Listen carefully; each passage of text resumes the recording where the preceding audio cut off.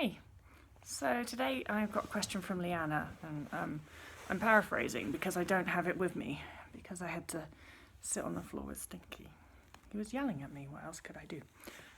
Okay, so Leanna was saying about how do you start the neural rewiring process if you are already or consider yourself to be nutritionally rehabilitated, so i.e. not underweight anymore. And she says that she reached that state of not being underweight anymore, although I struggle to say that because I don't know you, Liana, so as far as I know you could still be underweight, just not like statistically, but anyway, it's another story.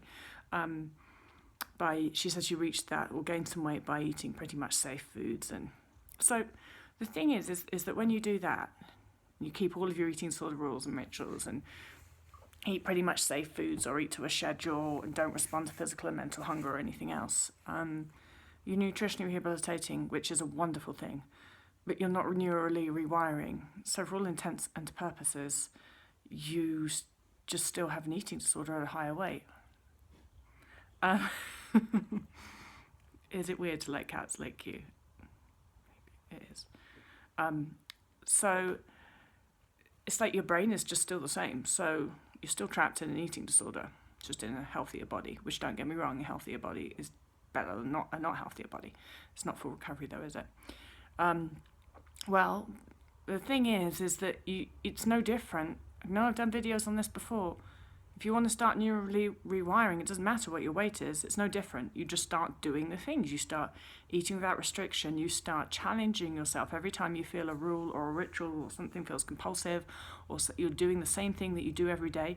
You change it. You challenge yourself. You do something different. And that's really the crux of neurally rewiring, is doing the opposite of what the neural pathways of your eating disorder say that you should do. So even if you're eating what you perceive to be an adequate amount of food, if you're still following rules that say at 8 o'clock I eat my breakfast, and at 1 p.m. I eat my lunch, and at 7 p.m. I eat my dinner, and at 3 p.m. I eat one snack, like if you're following all of that and you can't, you're rigid to that, then that's still something that you need to, that's an example of something you need to neurally rewire. You need to change it up, bring meal times forward, mess around with it, eat 3 snacks in the morning instead of 1, and don't eat less later on in the day. Do all of these weird and random and wonderful things that normal people do every day.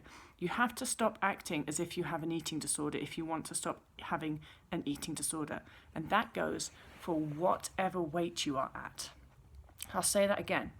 It doesn't matter what your weight is. You have to stop acting as if you have an eating disorder if you want to not have an eating disorder.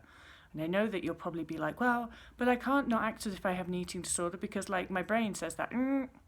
If you wait for your brain to think that not acting as if you have an eating disorder is a good idea, you'll be waiting for the rest of your life. You just have to ignore your brains and focus on changing your actions and not following all of the rules and rituals, etc., etc. So neural rewiring can happen at any weight, and if you have already gained a substantial amount of weight and you didn't do the neural rewiring process, well, just think, well, good for me, well done, I got my body out of a precarious place and I'm doing better for my body, but now it's time to start giving my brain some freedom. So you start neurally rewiring regardless of what your weight is.